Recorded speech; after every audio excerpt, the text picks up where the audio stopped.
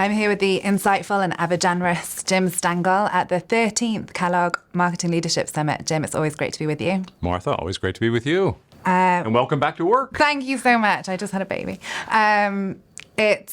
It's been a really energizing couple of days. What are you hearing? What are you getting excited about that you're hearing coming out of the conference this year? I think the conference is nailing it this year. You know, we're talking about the issues that are really, really on people's mind. We began with a CEO-CMO relationship, and I was teaching a course the day before this conference started, and we talked an awful lot about the relationship across the C-suite. And it's not just the CEO and CMO, it's everyone. And it's showing and demonstrating and believing in the value of marketing to the enterprise. And the businesses that are getting that right and the marketing leaders that are getting a seat at the table, like what are you seeing as the trends and how are people orchestrating that? I mean, McKinsey shared some data this morning that when the CEO and CMO are aligned on the growth goals, the numbers are way more positive. It's a basic thing, but the numbers they also shared about CEOs and CMOs being on the same page on the agenda, the work of marketing, their value to the company is way apart. But when they're together, magic happens. Yeah.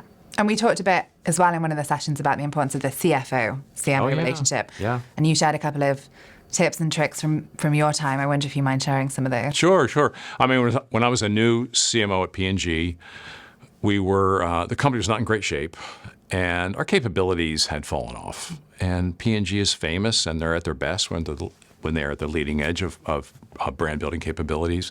But we were not good at measuring the effectiveness of our spending, and we spent a lot of money. We were doing basic stuff like measuring brand equity and revenue and market share. But in terms of understanding, is our money working really hard for us? And so I went to the CFO and I said, I want to answer this question. I want to be accountable for our spending as a company and our methodologies for understanding our effectiveness. But I don't know really where to start. I need some help. I'm not sure I have the capabilities in my team. So could you help me? Could you loan someone to me to work for me? So I had a finance director come into my team and for several years reported to me and the CFO and helped us on this journey to understand the effectiveness of our spending and once we understood it, to act on it. And that was just a strong message to the CFO from the CMO. I need your help. This is not a black box. I want it to be a window, and I need the capabilities of some people in your discipline to help us on our journey. And it builds the we, right? We're in it together. Totally. Yeah. Totally. One of the other themes that feels like has been really prevalent in this conference is this piece around as we increase AI usage, we move more towards hybrid working, like how do we really zero in on the humanity of leadership and connection? You spend a lot of time with chief marketing officers. What are you hearing in terms of that tension or opportunity?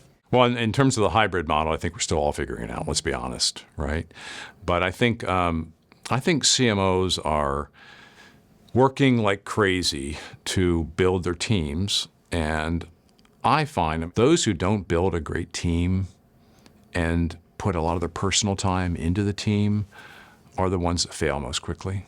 But I think the ones that are excelling are the ones that realize my core work is to do all the stuff with the CEO and CFO and cross-functional colleagues, but to give my team full attention, be honest with them where I have gaps, take care of it, move quickly on people who aren't right for your company and the time, and to work on the chemistry of the team, the communication of the team, the ambitions of the team.